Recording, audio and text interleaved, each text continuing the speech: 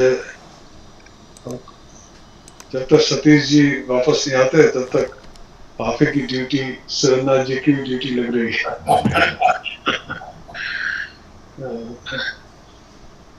चलिए, आज एक सप्ताह बाद हम लोग फिर अपने इस विश्व सहस्त्रनाम स्तोत्र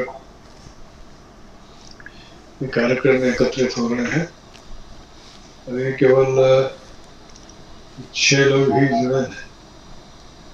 धीरे धीरे जुड़ जाएंगे। वैसे कौन सा श्लोक चल रहा है आजकल? ये अभी ये है 45वां श्लोक। भूत भव्य भवन्नाथः पवनः पावननलः कामकृत कांतः कामः कामप्रदः। मैं प्रार्थना करूंगा फिर इस प्रश्न को। ओम विश्वानि देव सवितर्दुरितानि परासुव यद्भद्रं तन्न आसुव।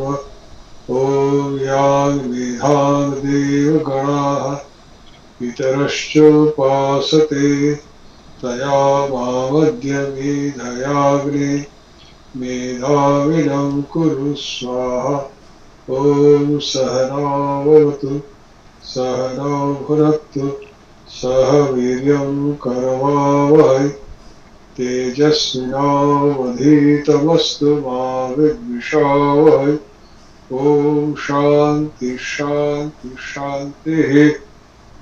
ये सतीश मिश्रा जी ज्वाइन करेंगे वहाँ हरिद्वार से। चलिए, बहुत बढ़िया। चलिए, सुरेंद्र जी हम कंडक्ट करा रहे हैं उसकी क्लास। जी जी, नमो। आपने सुबह लिखा था कि आपको दिक्कत हो सकती है, तो मैंने सुरेंद्र जी से आग्रह किया कि आप चला दीजिए आज भी। फिर रविवार वाला उन्होंने कहा कि देखें व्यवस्था करेंगे। नहीं, कुछ और नहीं होगा तो मैं कर दूंगा। नहीं, ये हमारे ये आचार्य जी हैं, ये सब करा लेंगे, हमारी पत्नी भी सब कर लेंगी। आपके पति की चिकित्सा आरंभ हो गई? जी हाँ, आरंभ हो गई। मैं एक थेरेपी सेंटर में बैठा हूँ, मैडम अंदर है, वहाँ थेरेपी करा रही, मैं बाहर बैठा हूँ। अच्छा, क्या जुड़ गए बाहर बैठे बैठे। थेरेपी कितने समय तक, कितने घंटे तक चलती है? सुबह मतलब सुबह शाम दोनों टाइम? हाँ, दोनों टाइम, 2-2 घंटे। अच्छा, 2-2 घंटे चलती है। अच्छा, तो चलिए, अब एक सप्ताह तो रहना ही पड़ेगा आपको, उसके बाद फिर जी, कम से कम एक सप्ताह। तो उसके बाद जल्दी स्वास्थ्य लाभ करें भाभी जी। जल्दी स्वास्थ्य लाभ का काम के लिए आप। चलिए, आज ये 45वां श्लोक पर हम लोग हैं। भूत भव्य भवन्नाथः पवनः पावनो नलः कामः कामकृत कांतः कामः कामप्रदः प्रभुः। इसमें भी भूत भव्य भवन्नाथः ये पूरा एक नाम है। फिर पवनः पावनः अनलः 4 ये हुए। फिर कामः कामकृत कांतः कामः कामप्रदः प्रभुः, ये 6 नाम ही हुए, मतलब 10 नाम इसमें है। इस श्लोक में भगवान के 10 नाम लिए गए हैं। इन नामों पर हम चर्चा करते हैं, इनके अर्थ को समझने का प्रयास करते हैं। तो सबसे पहला है भूत भव्य भवन्नाथ। बड़ा नाम है, लंबा नाम है, उसमें अर्थ भी इसलिए इसका कुछ लंबा ही होगा। तो इसको समझते हैं कि क्या कह रहे हैं। पहले तो भूत भव्य भवत, ये 3 शब्द हैं, इनके निर्वचन पर चर्चा करेंगे। तो पहले इनका सामान्य रूप से अर्थ जान लें। भूत का मतलब जो हो चुका, और भव्य का मतलब जो अवश्य भावी है, जो अवश्य ही होगा। और भवत मतलब जो हो रहा है। भूत धातु से शत्रु प्रत्यय करके भवत शब्द उत्पन्न होता है। भूत से तब प्रत्यय करके भूत शब्द मतलब जो हो चुका है। और भव्य में एक यत् प्रत्यय होता है, मतलब जो अवश्य होगा, अवश्य अर्थ में। और शत्रु में भवत मतलब जो होता हुआ, मतलब जो हो रहा है, होता हुआ है। अब इसके बाद हम नाथ शब्द को समझें कि नाथ शब्द का क्या अर्थ है। सामान्यतः नाथ शब्द का अनुवाद कर दिया जाता है स्वामी, ऐसा करके अनुवाद कर दिया जाता है। पर केवल मात्र स्वामी कहने से नाथ शब्द की जो उसके पीछे जो भाव है वो पूरा प्रकट नहीं होता। संस्कृत में प्रत्येक शब्द के पीछे कुछ विशेष भाव है और उनको समझने से ही उसके तात्पर्य को समझा जा सकता है, अभिप्राय को समझा जा सकता है। क्योंकि स्वामी का एक अर्थ होता है कि हाँ किसी चीज के मालिक जिसे कहते हैं ना कि हाँ उसकी आज्ञा के बिना कुछ नहीं हो सकता, पर यहाँ नाथ का क्या अर्थ है? नाथरी एक धातु है, वादिगण में पढ़ा गया है, तो आत्मनेपदी धातु है। आत्मनेपदी प्रश्न दोनों प्रकार के उसमें अलग अलग अर्थों में चलते हैं। नाथरी था के नीचे रिकार, ऋषि वाला रिकार, तो ये इसमें 4 अर्थ है इसकी। याचना करना, और उपताप यानी ज्वर इत्यादि पीड़ा, फिर ऐश्वर्य संपत्ति, और आशा आशीर्वाद मतलब आशासन, आशा देना, आशा प्रदान करना है। तो ये आशीर अर्थ में अपने पद होता है, बाकी अर्थों में परस्य पद प्रयोग होता है। तो भूत जो हो चुके, भव्य जो अवश्य होंगे, और भवन जो हो रहे हैं, भवत जो हो रहे हैं, ऐसे सभी प्राणियों के वो नाथ है। मतलब जो हो चुके हैं और जो होंगे, अवश्य होंगे, और जो हो रहे हैं, इन सब के वो नाथ है। और नाथ होकर के क्या कर रहे हैं? नाथ होने के जो 4 अर्थ बताए, ये चारों कार्य उनके जो ये जो हो चुके हैं, जो हो रहे हैं और जो होंगे, उन पर ये चारों कार्य घट रहे हैं। क्या है कि उनके प्राणियों के द्वारा जिससे याचना की जाती है, प्राणी नाथ वो होता है जिससे कुछ याचना की जाती है, तब उसे मांगा जाता है। जो राजा के पास लोग जाते हैं कुछ मांगने के लिए, दरबार में जाते हैं कुछ मांगने के लिए, इस राजा को भी लोकनाथ कहा जाता है। तो ये उससे याचना करने, जिसके पास याचना करते हैं वो नाथ है, 1 नंबर। दूसरा, जो उन्हें ताप देते हैं, अर्थात राजा क्या करता है, दंड भी दे सकता है। वो उसके ऊपर अधिकार है, किसी ने कोई गलत काम किया है, कुछ किया है, तो उसको दंड दे। उपताप का मतलब यही है, ये जुरादी पीड़ाएं होती हैं तो उसके द्वारा प्रदत्त वह दंड ही है। वह पीड़ा देता है कि अगर अपने कर्मों के अनुसार जो उसको पीड़ा प्राप्त होती है, तो वो उसका दंड है कि उससे कुछ गलत कार्य किया है तभी उसको दंड मिल रहा है।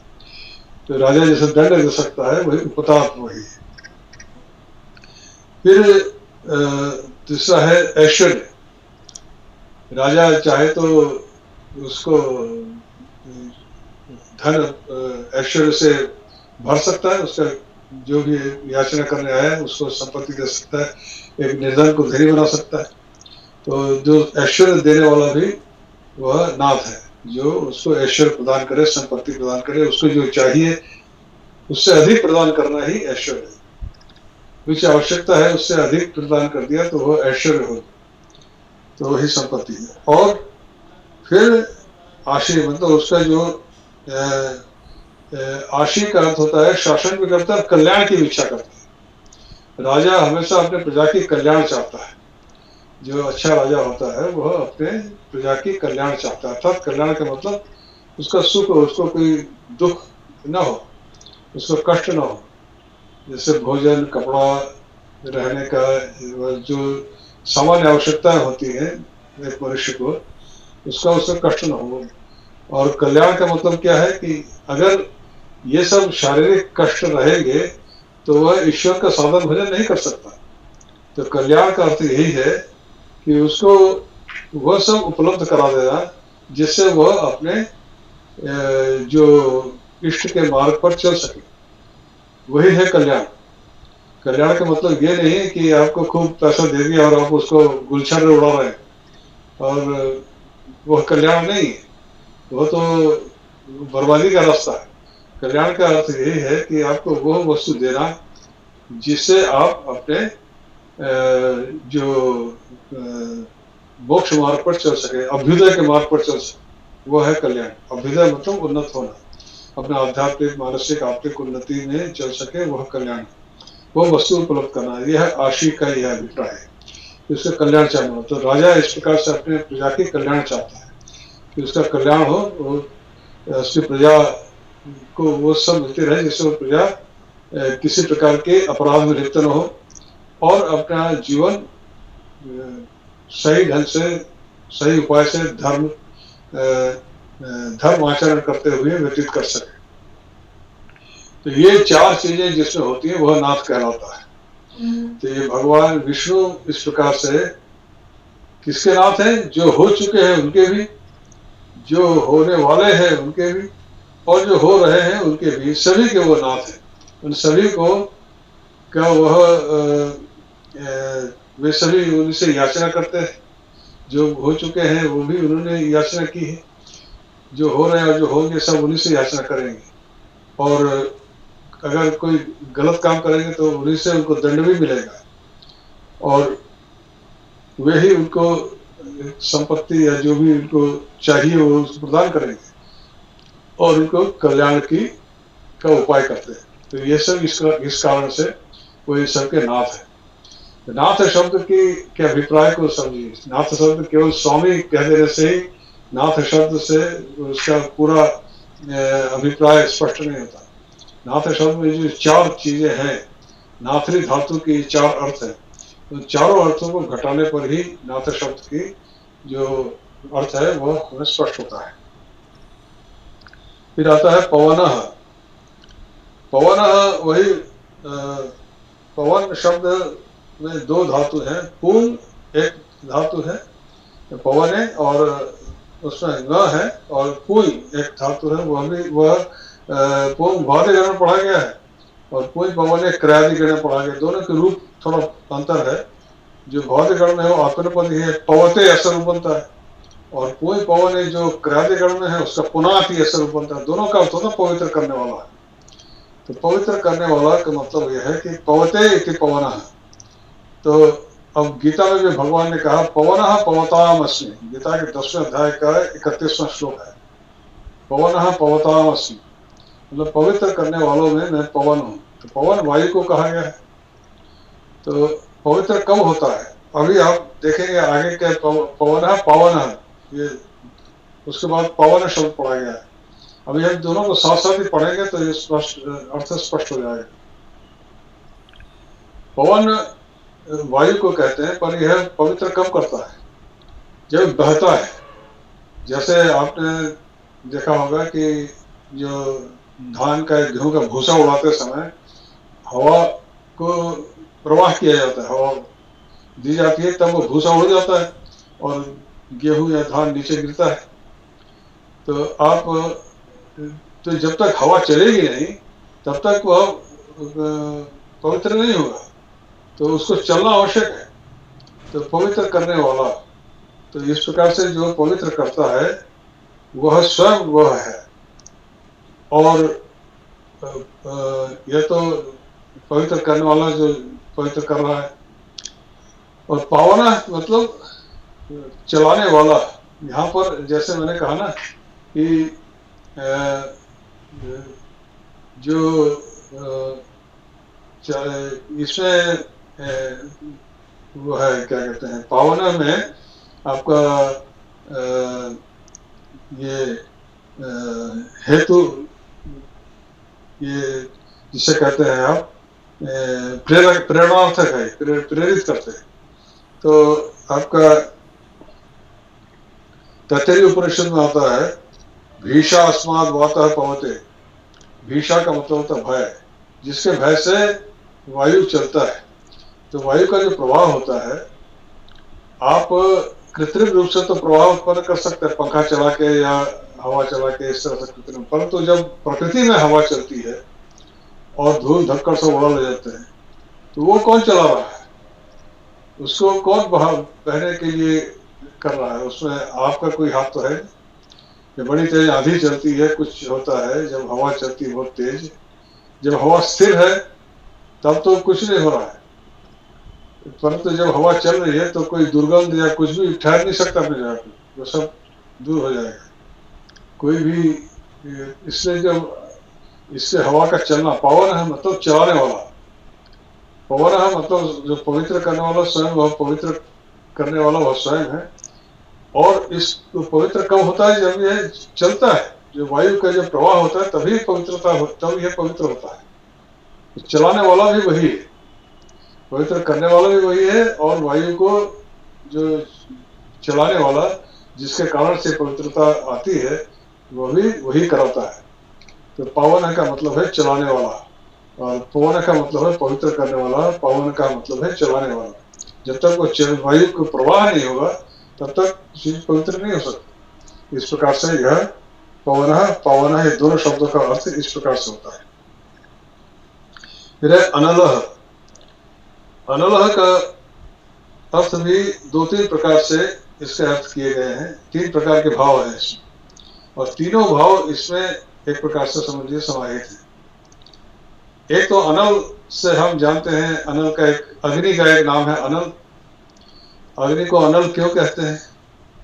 कि नास्ते अल पर्याप्ति यस्य बहुत अहेत हरियति, बहुत जलाने पर भी जिसको तृप्ति नहीं होती, वही अग्नि क्या है, उसको कुछ भी डालते रहो जलता रहेगा, उसको कभी तृप्त नहीं होगा। वो यहाँ बहुत हो गया, और नहीं जलाऊंगा मैं, उसमें कुछ भी देते रहो जलता रहेगा। तो अलम का मतलब होता है पर्याप्ति, और न अलम अनलम, जिसको कभी जलाने से किसी तृप्ति नहीं होती, उसमें कुछ भी डालते रहो जलता रहेगा और उसको बढ़ता ही रहेगा, तो उसको जलाने से कभी तृप्ति नहीं होती, वह अनल। तो यह इसका एक अर्थ है। तो क्या कहते हैं? तो वह तो अनल का मतलब जिसको तृप्ति है। अब यह अर्थ विष्णु पर कैसे घटता है? तो पूर्णता यानी समाप्ति, जैसे कि अग्नि की कभी तृप्ति नहीं होती, उसको आप कभी समाप्त नहीं कर सकते, वो कह दे कि हाँ बस और नहीं जलाऊंगा, ऐसे ही उनकी पूर्णता कभी समाप्त नहीं होती।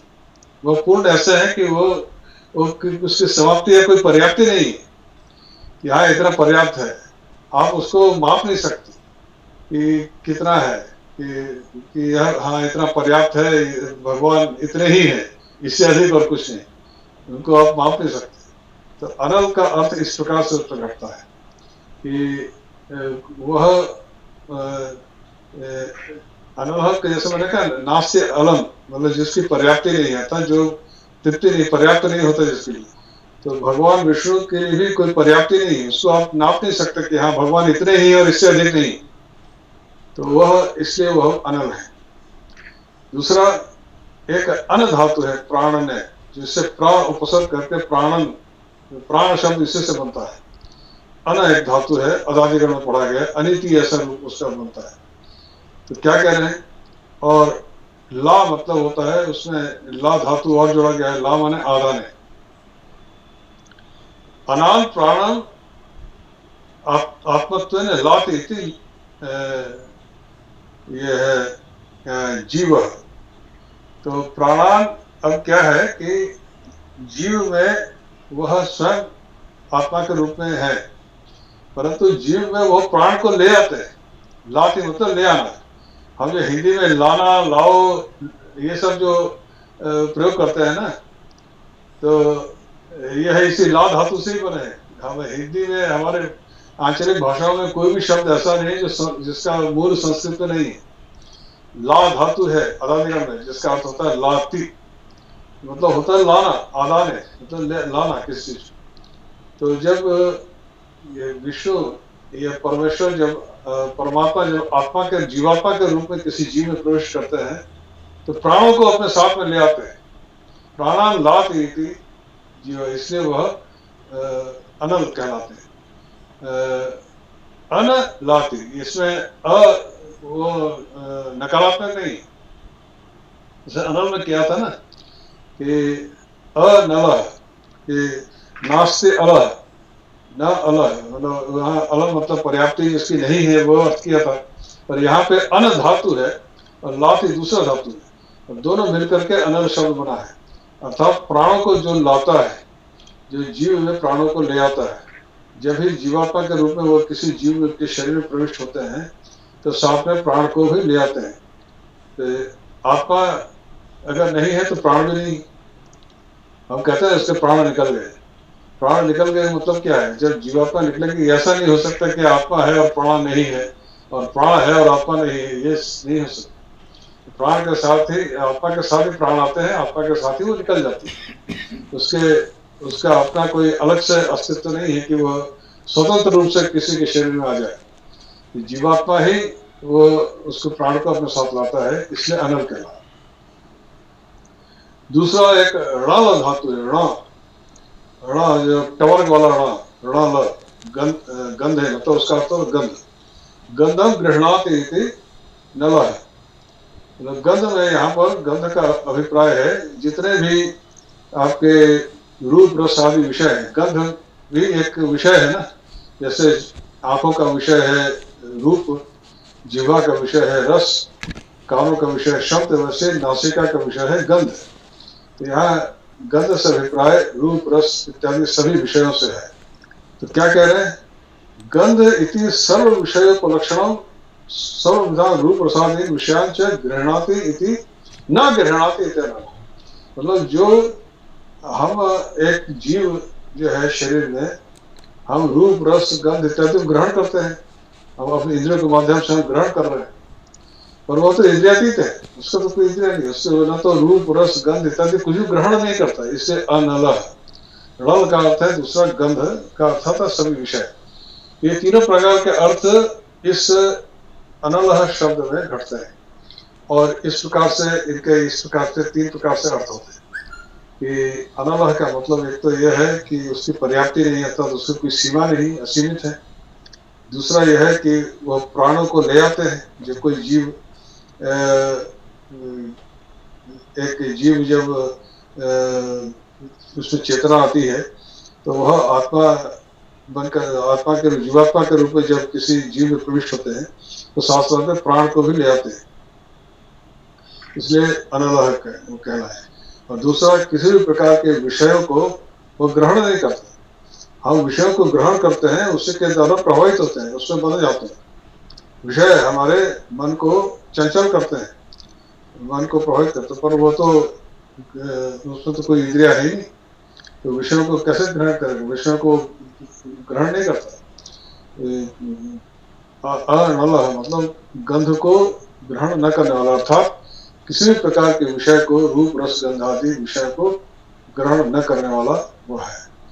तो हम ग्रहण करते हैं, इसीलिए उसके अनुसार हमारी प्रतिक्रिया होती है और हम उसमें बधे रहते हैं और उसमें आकृष्ट होते रहते हैं। फिर क्या कह रहे हैं? कामहा, कामहा कामकृत कांतः कामः काम प्रदः प्रभु। इसमें काम से संबंधित 5 नाम है। कामः, कामकृत, कांतः, कामः, कामप्रदः। इन 5 नामों में काम शब्द आया है, और उसी के भिन्न भिन्न समन्वय अभिप्राय है। शब्द एक ही है काम, और पर उसको भिन्न भिन्न अर्थों में यहाँ पर प्रयुक्त हुआ है। ये काम शब्द कहाँ से आया? ये जो है कमु कांतो, कमु एक धातु है, ये भी भौतिक गण में पढ़ा गया है। आपने पति कामयते ऐसा उसका रूप बनता है, मतलब इच्छा या ऐषणा, इसका अर्थ है इच्छा करना। कामयते मतलब इच्छा करना, किसी चीज को चाहना, ऐषणा जिसे कहते हैं। तो ऐषणा सामान्यतः 3 प्रकार की होती है। तो होती है लोकेषणा, कि लोक मान्यता, कि लोग मुझे माने, मेरा सम्मान करे, मुझे मतलब मेरे लिए कुछ करे। एक तो यह होता है लोकेषणा, कहते हैं लोक मान्यता, कि लोगों में मेरा नाम फैले, पॉपुलैरिटी जिसे कहते हैं।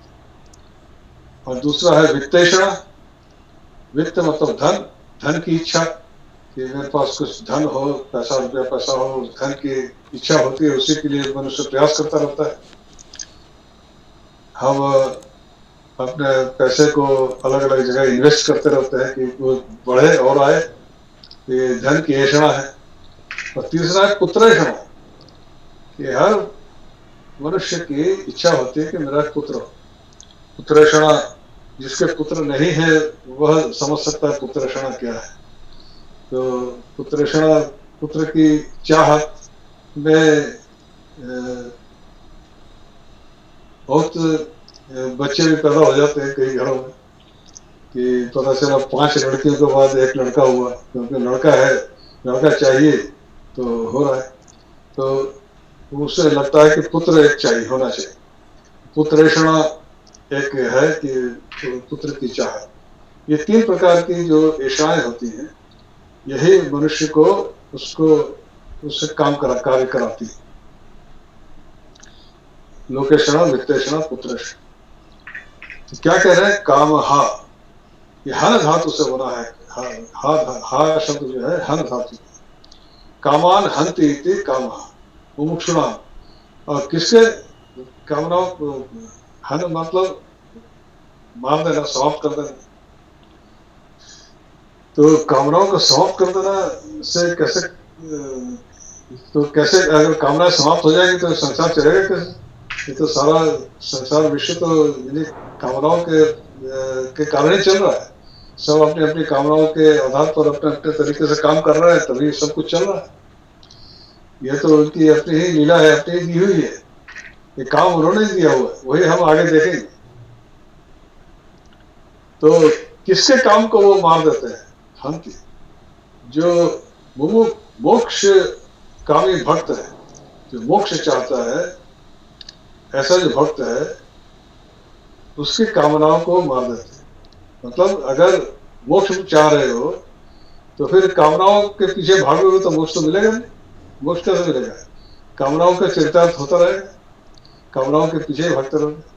तो जो मोक्ष चाहता है उसकी कामनाओं को वो नष्ट कर देता है। कामहा, तो मोक्ष कामी भक्त जो होता है उसकी कामनाओं को नष्ट करना, इससे उनको कामहा कहा गया। तो हर धातु से हा, जैसे आप होता है ना, नकारांत शब्द है, आत्मन या राजन शब्द का रूप देखें तो क्या होता है? आत्मा, आत्मानो, आत्मान, ऐसे कामहन शब्द है। तो उस कामहन का प्रथमा व्यक्ति एक वचन में हो जाता है कामहा। जैसे आत्मन का आत्मा, राजन का राजा, ऐसे कामहन का कामहा। तो इस प्रकार नकारांत शब्द है ये कामहन। तो उससे प्रथमा व्यक्ति एक वचन में रूप बनता है कामहा। तो काम मतलब उसकी कामनाओं को, ये जो ऐषणाएं होती हैं, इच्छाएं होती हैं, जो मोक्ष कामी भक्त है उसकी इच्छाओं को मार देने वाला, इससे कामहा कहा। फिर कहते हैं कामकृत। कामकृत का क्या अभिप्राय है? यहाँ फिर काम शब्द आया। मैंने कहा ना अभी, जो इसमें से बाद वाली पंक्ति में 6 नामों में से 5 नामों में ही काम शब्द आया है। इसलिए काम शब्द के कितने रूप हैं, किस प्रकार से ये है, तो इन नामों से वह स्पष्ट होता है। कामहा तो हमने जाना कि कामनाओं को, मोक्ष कामी भक्त की कामनाओं को समाप्त करने वाला। और दूसरा है कामकृत। अब यहाँ उसका उल्टा है, कामान करोति पूरयति कामकृत, अभिष्टदायक है, जो भक्तों के, सात्विक भक्तों की कामनाओं को पूरा करता है। यहाँ तो कहा कि कामनाओं को मान देते हैं, और यहाँ कह रहे हैं कामकृत, यानी सात्विक। कृत का मतलब इस कृत में दोनों अर्थ घटते हैं। एक तो कामान कृतति, कामनाओं को काटते हैं, इससे कामकृत कहा गया। और दूसरा है कामनाओं को पूरा करते हैं, वो भी दूसरा भी कामान करोति। तो दोनों प्रकार के अर्थ हैं। दोनों एक दूसरे में विपरीत अर्थ है, और उन्हीं में एक में ही घट रहे हैं। तो इस कामहा में तो इन्होंने कह ही दिया है कि कामनाओं को, ये जो 3 प्रकार की ऐषणाएं हैं, इच्छाएं हैं, उनको मार देने वाले। और यहाँ पर क्या कह रहे हैं कि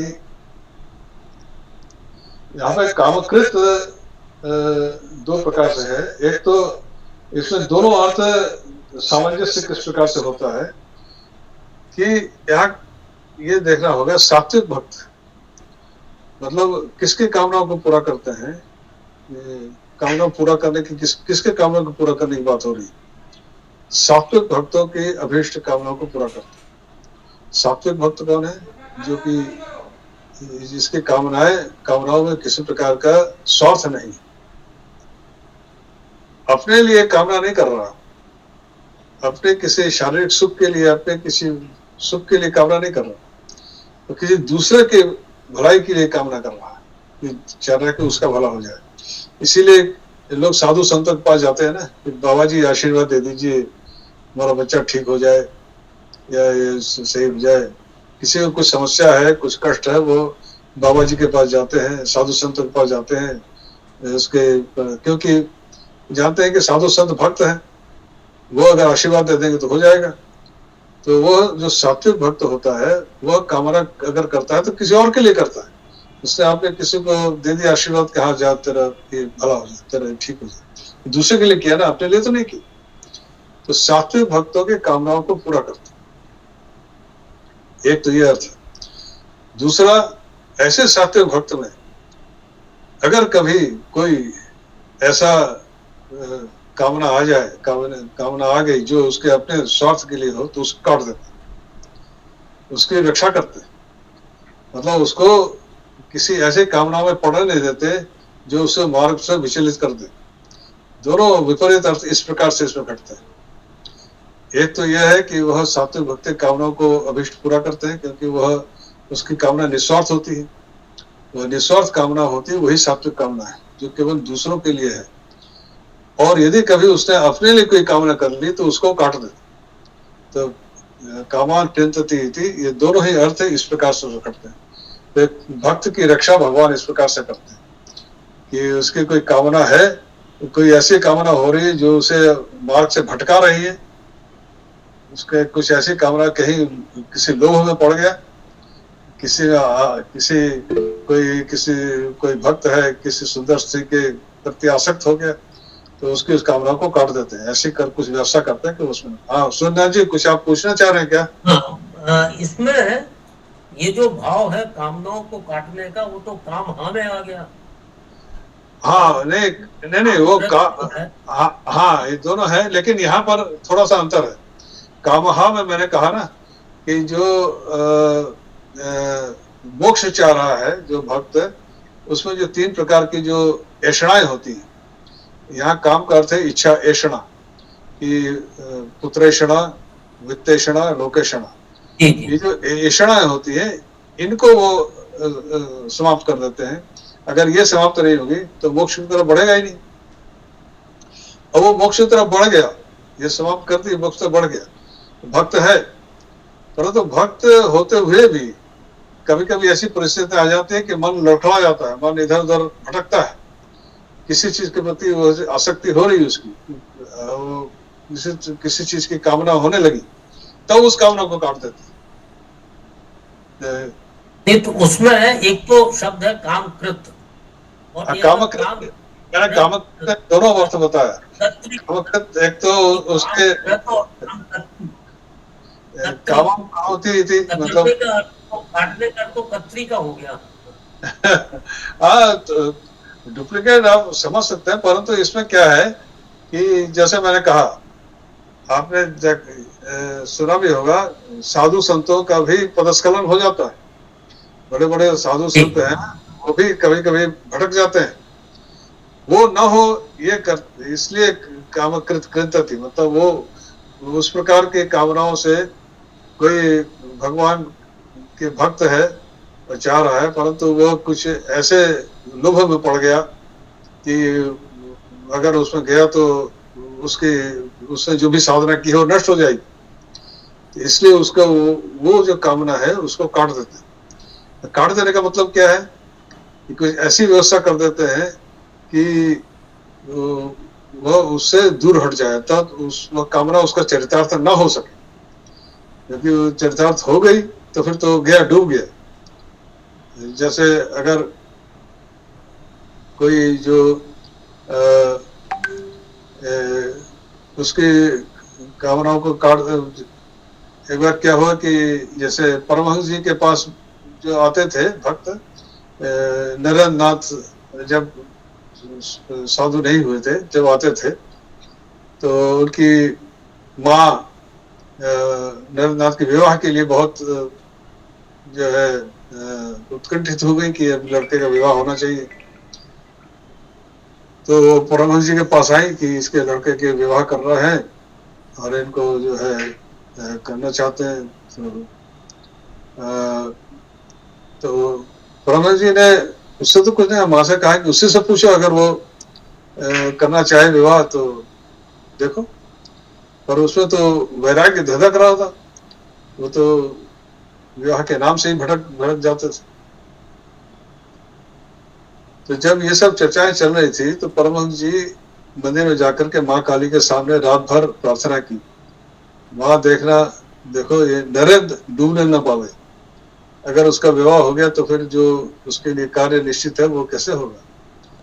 तो फिर नरेंद्र में वो बुद्धि आई ही नहीं कि वो विवाह के लिए सम्मति दे, और वो उन्हीं के लिए उसी मार्ग पे चल पड़े जिसपे उसको जाना था। जो सात्विक जो भक्त हैं, उनके अगर इस प्रकार के जो उनके जीवन में सामने इस प्रकार की समस्याएं आती हैं तो उनको काट देते, लोग उनको समाप्त कर देते, तो उनकी उसको ऐसी बुद्धि देते हैं या फिर ऐसी परिस्थिति कर देते हैं कि वह उसमें न फंसने पाए। तो कामकृत का अभिप्राय यहाँ पर यह है।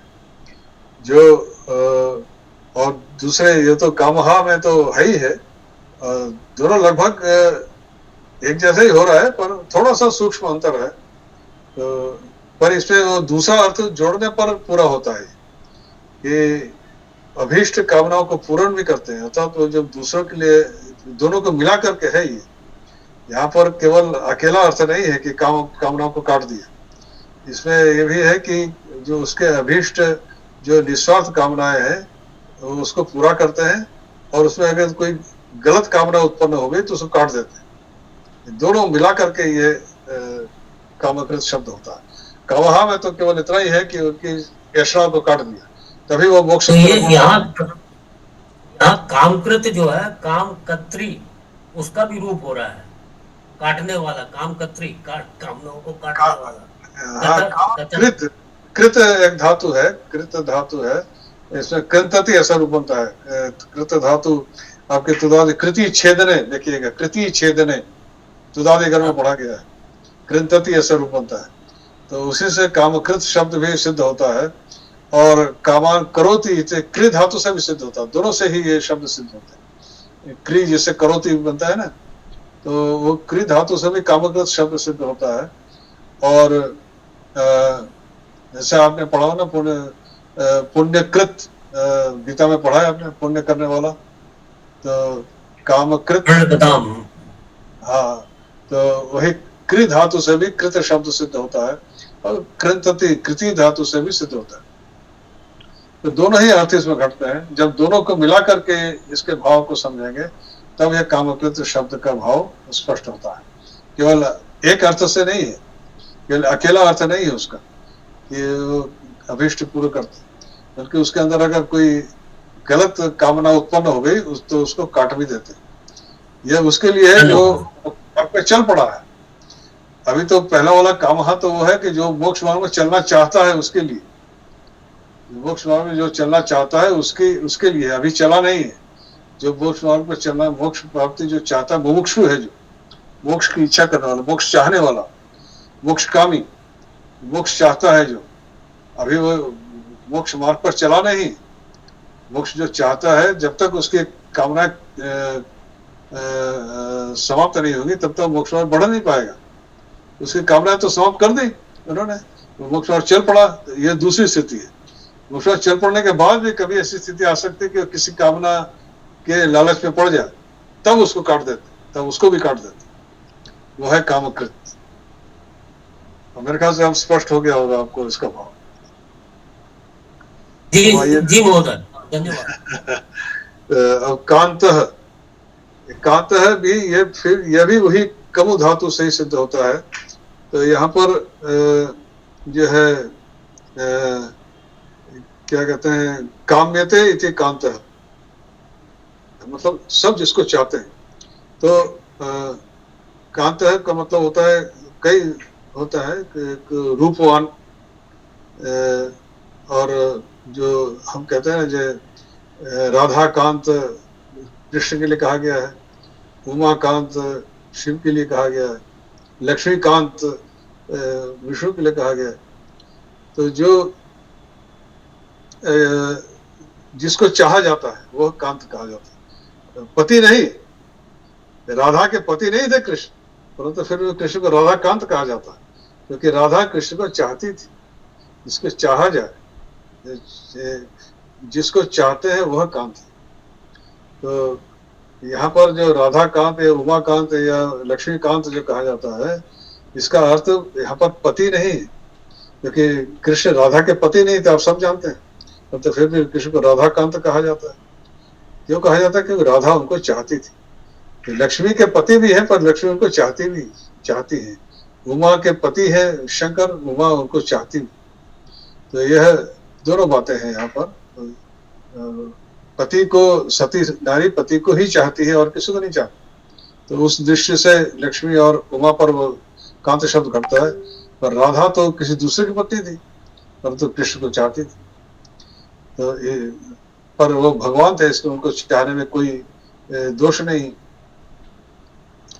तो सुख की प्राप्ति, और इसके दूसरा है सुंदरता, मनोरम वस्तु। सुख की प्राप्ति किसी मनोरम वस्तु से ही होती है। जो सुंदर वस्तु से सुख की प्राप्ति होती है। आपकी दृष्टि किसी असुंदर कुरूप वस्तु पर पड़ेगी तो उसमें आप आकर्षित नहीं होंगे, सुंदर वस्तु की तरफ ही आप आकर्षित होते। तो वह सब रूप अपने अपने जिसको जो रूप आकर्षण लगे, तो यह विष्णु का अपना रूप है, कृष्ण का अपना रूप है, शंकर का अपना रूप है। तो जिस रूप में जिसने उसको चाहा, उस रूप में उसको चाहा, तो उस रूप को, वही उसको रूप मनोरम लगा तो उसको उसने चाहा। जिसकी प्राप्ति उसका जो अब यह जो इनका रूप है, यह समस्त विश्व में व्याप्त है।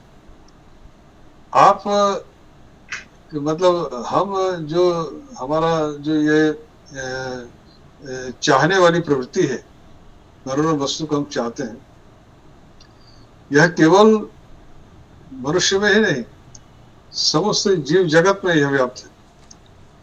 जहां पर भी आप देखेंगे, जाएंगे, आप पाएंगे कि जो भी वस्तु जिसको अच्छी लगती है, किसी जीव को जो जो वस्तु लगी वो उसी की तरह आकृष्ट होता है। हर जीव के लिए उसकी मनोरम वस्तु अलग अलग है, वो उसी तरफ जाएगा। जो आपके लिए वो मनोरम नहीं हो सकती, बल्कि दूसरे के लिए मनोरम हो सकती है, वो उसी में आकृष्ट होता है। और इस प्रकार से वह हर वस्तु व्याप्त है। आपके लिए हो सकता है वह बहुत खराब वस्तु, पर किसी दूसरे के लिए वह बहुत अच्छी लग रही है। भोजन के मामले में आप देख सकते हैं, जो हमारे देश में जो शाकाहारी लोग हैं, वो उनके सामने कोई मांसाहारी वस्तु ले रहा हो तो वो बिल्कुल भड़क जाएंगे। परंतु जो मांसाहारी व्यक्ति है उसके लिए वही बड़ा अच्छा लगता है उसको। तो इस प्रकार से आप देख सकते हैं कि जो अपनी पसंद और नापसंद, आपके अपनी रुचि के कौन सी चीज किसको अच्छी लगती है, तो इस प्रकार से यह संपूर्ण जगत में विश्व व्याप्त है। उनका जो कांतत्व है, मनोरम होना, यह सर्वत्र व्याप्त है, संपूर्ण विश्व व्याप्त है, इसीलिए उनको कांत कहा गया। कांत केवल वो राधा, लक्ष्मी और उमा के लिए नहीं, तो कांत सबके लिए है, सर्वत्र वो व्याप्त है अपने कांतत्व जो स्वरूप है, इसलिए उनको कांत कहा गया। सर्वत्र व्याप्त है कि किसी न किसी के लिए तो कोई है ऐसा जिसको वो बहुत चाहता है, तो वो कांतत्व जो है सर्वत्र, संपूर्ण विश्व में कोई भी व्यक्ति ऐसा नहीं है जिसके लिए कोई ऐसी वस्तु ना हो जिसे वो अधिक चाहता है। हर व्यक्ति कुछ न कुछ ऐसा है जिसको वो बहुत चाहता है, और वही उसके लिए कांत है। तो कांतत्व जो उसका वो है, वह गुण वो सर्वत्र व्याप्त है। फिर है कामः। यह बहुत महत्वपूर्ण है। यह फिर वही कमु धातु से ही है। यह काम रूप उस मूलभूत तत्व है जो जिससे ये जीव की सृष्टि होती है। यह वह काम है। अब यह काम मूलभूत वह तत्व जिससे सृष्टि जो आगे बढ़ती है, यह किस प्रकार से यह है, उस काम के रूप में वह प्रत्येक जीव में समाये हुए हैं। उपनिषदों में आता है, बृहदारण्य उपनिषद में आता है कि वो एक थे, एक साम एको हम बहुश्याम। उन्होंने संकल्प रूपी बीज, जो उन्होंने बीज उत्पन्न किया, संकल्प रूप कि मैं अकेला हूं, मैं बहु होना चाहता हूं। तो बहु होने के लिए उन्होंने क्या किया, जल दिया था। बहु होने के लिए क्या किया, अपने आप को उन्होंने दो में विभक्त कर दिया। स्त्री च पुमांश, द्विधा विभक्त, दो विभक्त कर दिया, स्त्री च पुमांश। और यह विभाजन चींटी पिपीलिका तक चली आई है। और एक से दो हुए बिना बहु नहीं हो सकते। वो दो का जब मिलन होता तभी, इसीलिए संस्कृत में एक वचन और द्विवचन और फिर बहुवचन का प्राविधान है। संस्कृत भाषा में, व्याकरण में एक से सीधे सीधे बहु नहीं हो सकते। द्विवचन का प्राविधान इसीलिए है कि एक से पहले दो होना पड़ेगा, तब वहां से बहु हो सकते। तो उन्होंने पहले अपने आप को दो में विभक्त किया, स्त्री च पुमांश, उसके बाद बहु हुई। ये बहुत होने की जो इच्छा है, यही काम रूप में, यही काम है। और यह सब जीव में प्रविष्ट है, इससे छुटकारा नहीं पा सकता। तो ये बहुत होने की इच्छा है। तो अब जो साधक होते हैं, ब्रह्मचर्य का पालन फिर क्यों करते हैं? क्योंकि यदि बहुत होने की इच्छा अगर है, तो फिर उसका जो एकत्व रूप है वहां तो पहुंच नहीं सकते। फिर तो उसके एकत्व जो बहुत द्विधा विभक्त होने से पहले का जो उसका एक स्वरूप था, जहां पर स्त्री और पुरुष का भेद नहीं है, उस स्थिति में पहुंचने के लिए इस काम के विरुद्ध दिशा में जाना पड़ेगा। बहुत में लगे रहोगे तब तो वहां नहीं पहुंच सकते। इसीलिए जो जितने भी साधन हैं, उसे ब्रह्मचर्य पर महत्व दिया गया है। सत्य, अहिंसा, ब्रह्मचर्य, अस्तेय, अपरिग्रह, यम के सबसे पहले 5 में से एक ब्रह्मचर्य है, अर्थात मैथुन का परिहार। जब तक के बहुत की इच्छा होगी, प्रजनन की इच्छा रहेगी, तो उसको नहीं पा सकते। इसलिए यह अत्यंत आवश्यक है। तो यह जो काम है, इस काम के रूप में वह उनके भीतर, सब प्रत्येक जीव के भीतर प्रविष्ट है। तो और इससे छुटकारा तभी मिल सकता है जब वो चाहे। वो इसको वही प्रकृति या वो जब उसको अपने आप को संवरण कर लेती है, तभी इससे होता है। काम के पार जाना केवल किसी परमहंस के लिए ही संभव होता है, जिसे चाहते हैं भगवान। अन्यथा तो जैसे जैसे शिशु बड़ा होता है, उसे काम प्रविष्ट होता है, काम का उन्मेष होता है। और उसी को कहा है कि अपाप विद्या, उसी से फिर वो पाप कर्म में भी लिप्त होता है, जिससे उस काम की तुष्टि के लिए वह बुरे कर्म भी कर लेता है। ये काम रूप में वह विद्यमान है। इस प्रकार से सृष्टि उसी से चल रही। फिर कहे काम प्रदह, तो अब यहाँ फिर वही आ गया। यहाँ पर जो यहाँ कामकृत जो कहा था ना कि कामान को कामान पूरी थी, तो यहाँ पर भी भक्तिव्य है कामान प्रकर्षेण दह, प्र यहाँ उपसर्ग, काम प्रदह, प्रदह ददाति, द धातु से द, उसमें प्र उपसर्ग है। तो प्रदह माने प्रकर्षेण ददा, अतिशय न ददाति, अतिशयता, प्रकर्ष का मतलब अतिशयता। तो भक्त के जो काम होते हैं, कामना होते हैं, अभी मैंने कहा ना कि सात्विक भक्त की कामनाओं को पूरा करते हैं। तो सात्विक भक्त जो होता है, अर्थात वह जो होता वह अपने लिए नहीं चाहता, दूसरों के लिए भले के लिए चाहता है। तो उसको अतिशय प्रकर्षण ददाते, उसको भरपूर देते हैं। मतलब उसको कोई कमी नहीं रहती कि वो दूसरों का भला करने में कुछ कमी रह जाए। इसलिए आप देखते ही हैं जो इस प्रकार के जो संगठन है जो सामान्य रूप से परोपकार में लगे हुए हैं, जैसे आप बहुत से संगठन है, रामकृष्ण मिशन है, भारत सेवाश्रम संघ है, और भी बहुत से हैं। तो ये लोग जनता की सेवा में लगे हुए हैं, उनके बाद कुछ कमी नहीं होती। वो बड़े बड़े अस्पताल चल रहे हैं, बड़े बड़े स्कूल कॉलेज चल रहे हैं, वहां चल रहे हैं। पर इन साधु संन्यासों को क्या है, वो तो खाली 2 सेट गेरुआ वस्त्र और 2 टाइम का भोजन, उनको तो कोई तनख्वाह नहीं मिलती, और दिन रात लगे हुए हैं काम में, और उसमें आ रहा है जो कुछ भी आना है आ रहा है, तो कार्य हो रहा है। तो उनको प्रकर्षण ददाति, अतिशयता से देते हैं, उसमें कभी कोई कमी नहीं रखते। अगर वो आपकी सद इच्छा है तो उसमें कभी कोई कमी नहीं आएगी। हमारे कहावत भी है, कोई अच्छा काम करने चलो तो पैसों के लिए वो काम रुकेगा नहीं, वो आएगा ही। अगर आपका उद्देश्य सच्चा है, आपका उद्देश्य सात्विक है, और दूसरे के सही सच्चे हृदय से दूसरे के उपकार करना चाहते हैं, जिसमें आपका अपना कोई स्वार्थ निहित नहीं है, तो निश्चित रूप से उसमें सहायता आएगी और काम होगा। तो प्रकर्षण ददाति इति प्रदः, काम प्रदः, जो आपका जो सात्विक कामना है उसको अतिशय रूप में देने वाले। फिर आया काम प्रदः प्रभु। प्रभु शब्द को भी देख लेते हैं, फिर आज का यह चर्चा समाप्त करेंगे। प्रभु शब्द बहुत प्रचलित है। प्रभु शब्द का भी हम अर्थ करते हैं स्वामी। अब यहाँ तक आकर काम शब्द हट गया, अब दूसरा है प्रभु। प्रभु शब्द को भी थोड़ा गहराई से समझने का प्रयास करें। प्रभु शब्द का वास्तविक अर्थ क्या है।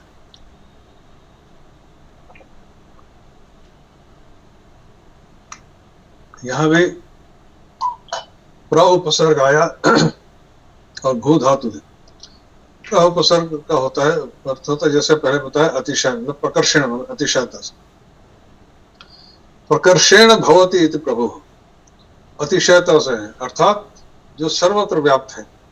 तो अर्थात पूर्ण समर्थ, जो भी जिनकी शक्ति शकल संपूर्ण विश्व में व्याप्त है, पूर्ण समर्थ। प्रकर्षेण भवति इति मतलब अतिशयता से, मतलब पूर्ण समर्थ, उसमें कोई अब मतलब उससे अधिक और कुछ नहीं। अतिशय मतलब बहुत अधिक, इतना कि हम अधिकता में हम जब अपने इंद्रियों से किसी चीज को देखते हैं तो अधिकता का भी एक परिमाप होता है कि हाँ, जो हमारी आवश्यकता से जो अधिक है वही अधिक है। पर यहाँ अधिक का कोई सीमा नहीं, संपूर्ण विश्व में वह पूर्ण रूप से उनकी शक्ति व्याप्त है, इस प्रकार से कि सभी वस्तुओं को उन्हीं की शक्ति से हर वस्तु शक्तिमान हो रही है। हम अगर चलते फिरते हैं, कुछ भी कार्य करते हैं, जो भी सामर्थ्य हमारे भीतर है, वो सामर्थ्य उन्हीं का वो सामर्थ्य है, उसी का प्रतिफलन है। वह पूर्ण समर्थ, ये प्रभु का मतलब जो पूर्ण समर्थ, कुछ भी करने में जो समर्थ है। प्रभु का मतलब है जो हर कार्य में कुछ भी करने में जो समर्थ है, पूर्ण समर्थ वो है प्रभु। और उनका सामर्थ्य क्या है, किस प्रकार से हमें उनका सामर्थ्य हमें दिखाई पड़ता है। प्रत्येक जीव, चाहे वो मनुष्य हो, पशु हो, पक्षी हो, मछली हो, कीट हो, पतंग हो, उसमें अपने अपने प्रकार की शक्ति है, उस प्रकार से अपना कार्य कर रहा है, उस शक्ति के रूप में वो उससे कार्य करा रहा है। और वह शक्ति उसमें उसी प्रकार से है जिस प्रकार से वह अपना कार्य करता है। एक सिंह को जो शक्ति दी है, वो एक हिरण का किसी का शिकार करता है। एक मगरमच्छ को भी शक्ति दी है, वो अपने तरीके से शिकार करता है। एक जो पक्षी है, वह भी कीट पतंगों को अपने चोंच पे दबा के लाती है और उसको खाती है। एक बगुला है, मछली पकड़ता है। हर जो जीव है उसको भगवान ने उसको अपने तरीके से शक्ति दे रखी। जो कीड़े हैं वो भी अपने तरीके से अपना भोजन संग्रह करते हैं या अपना कार्य करते हैं। एक दीमक है वो बाबी बना लेती है, वो किस प्रकार से बनते हैं, और एक चींटी है बिल बनाती। हर कीट से लेकर के, छोटे से छोटे कीट से लेकर के बड़े से बड़े पशु तक को भगवान ने उसी शक्ति जो दे रखी है, वह उन्हीं की शक्ति, उन्हीं का सामर्थ्य, उन्हीं के सामर्थ्य से वह अपना कार्य कर रहा है। तो यह प्रभु का अर्थ है पूर्ण सामर्थ्य, पूर्ण सामर्थ्य जिसमें है, और उन्हीं के सामर्थ्य से समस्त विश्व के प्रत्येक जीव सामर्थ्यवान हो रहा है और अपने तरीके से अपना अपना कार्य कर रहा है। अगर वह सामर्थ्य न हो तो कोई अपना कार्य नहीं कर सकता। मनुष्य में भी अलग अलग, मनुष्य में अलग अलग सामर्थ्य होते हैं, हमने देखा है। कोई बहुत बलशाली होता है, कोई कमजोर भी होता है, और उसमें जिसको जितनी आवश्यकता है उतनी ही शक्ति उसको दी गई। तो जो परमहंस जी जो उपदेश करते थे, तो उनके एक भक्त थे, मास्टर, उनको मास्टर कहते थे लोग, महेंद्र नाथ गुप्त। वो क्या करते थे कि उनकी स्मृति शक्ति बहुत तीव्र थी, सब सुनते थे सारा दिन, सबको सुना, फिर घर जाकर के अपनी डायरी में सब उसी प्रकार लिख लेते थे कि यहाँ कौन कौन आज कौन सी डेट है, और कौन कौन बैठे थे, किसने क्या पूछा, उन्होंने क्या उत्तर दिया, एकदम अक्षरशः पूरा विवरण। और वही विवरण जो है रामकृष्ण वचनामृत के नाम से आज उपलब्ध होती है, और वो बिल्कुल एकदम डिटो, मतलब उन्होंने जो अपने मुख से, उसमें उन्होंने अपनी तरफ से कुछ नहीं जुड़ा हुआ, जो परमहंस जी ने अपने मुख से कहा केवल वही शब्दशः वहां उसमें लिखा हुआ है। तो एक दिन परमहंस जी अपने भाव में विभोर थे, और ये मास्टर वहां थे, तो कहना अपने काली माँ से पूछ रहे हैं, माँ से, माँ तूने इसको एक कला शक्ति क्यों दी? फिर तो खुद ही बोला, अच्छा समझ गया, उतने से ही तेरा काम हो जाएगा। अब विवेकानंद अलग शक्तिमान पुरुष थे, विवेकानंद ने परमहंस जी के बारे में कुछ लिखने का कभी प्रयास नहीं किया, उन्होंने परमहंस जी की जीवनी पर कुछ नहीं लिखा, विवेकानंद उसके प्रधान शिष्य थे, परंतु उन्होंने परमहंस जी के जीवन पर कुछ नहीं लिखा। उन्होंने कहा कि महेंद्र नाथ जी, यह काम आपके लिए रखा हुआ है, उन्हीं के लिए यह काम रखा हुआ है, जिसको जो शक्ति दी है उसी के अनुसार वो अपना कार्य कर रहा है। उसके नरेंद्र नाथ को से काम करना था, उसको ऐसी शक्ति दी कि वो पूरे विश्व में वेदांत का प्रचार करे और उसको कर सके। दूसरों से जो काम करना था उसको यथानुरूप शक्तियां दी। तो उनकी शक्ति सर्वत्र व्याप्त, जिससे जो कराना है उसको तदनुसार शक्ति प्रदान करते हैं। इसलिए प्रभु पूर्ण सामर्थ्य उन्हीं के पास है, और जिससे जैसा कार्य कराना है तदनुसार सामर्थ्य उसको प्रदान करते हैं। यह है प्रभु का अर्थ। चलिए आज इतना ही। अब रविवार को हम लोग फिर गीता की कक्षा में मिलेंगे, उस दिन फिर सुरेंद्रनाथ जी की सेवाएं हम लोग प्राप्त करेंगे जैसा भी होगा। और ठीक, और मेरे ख्याल से आज इसमें, और सुरेंद्रनाथ जी आपको और कुछ तो नहीं पूछना? इसमें मैंने प्रयास किया है कि सभी शब्दों के धातुगत अर्थ बताऊं। सारी शब्द आ गए, वो आपने बहुत सुंदर तरह से व्याख्या कर दी हर एक शब्द की, कुछ पूछने की तो आ गए नहीं है अभी आ गए। ठीक, हाँ माधुरी जी, माधुरी मराठे शांति पाठ कीजिए। जी आचार्य, शांति पाठ। ओम द्यौः शान्तिरन्तरिक्षगो शान्तिः, पृथिवी शान्तिरापः शान्तिरोषधयः शान्तिः, वनस्पतयः शान्तिर्विश्वदेवाः शान्तिर्ब्रह्म शान्तिः, सर्वं शान्तिः शान्तिरेव शान्तिः, सामा शान्तिरेधि। ओम शांति शांति शांति। नमो नमः आचार्य धन्य। नमो नमः आचार्य जी, नमो नमः, प्रणाम। सर्वेभ्यो नमो नमः।